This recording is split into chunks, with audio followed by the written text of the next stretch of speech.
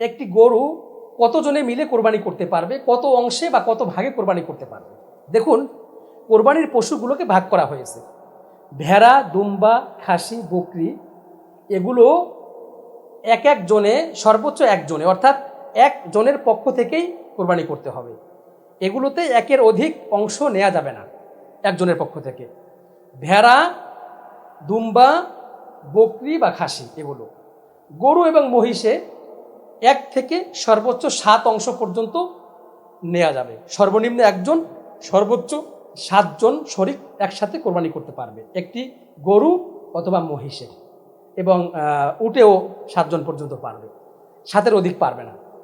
তাহলে গরুতে আমরা যে অংশগুলো নিব সেটি হচ্ছে, অনেকে আমরা এখানে বলি যে বেজোড় সংখ্যা হতে হবে। আসলে এটা সঠিক নয়। কোরআন সুন্নাহর কোথাও এটা লেখা নেই। 1 অংশ থেকে 7 অংশ, জোরেও করা যাবে, বেজোরেও করা যাবে। 1, 3, 5, 7, 9 যেভাবে করা যাবে, 1, 3, 5, 7 যেভাবে করা যাবে, আবার 1, 2, 4, 6ও সেভাবে করা যাবে। জোর বিজোর সংখ্যার মধ্যে কোনো পার্থক্য নেই।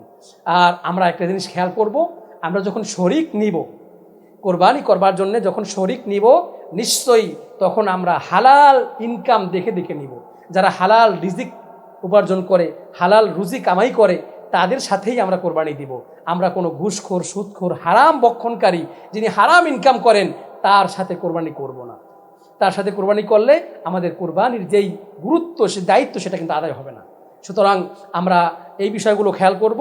সর্বনিম্ন 1 অংশ থেকে 7 অংশ পর্যন্ত কোরবানি করা যাবে গরু এবং মহিষে।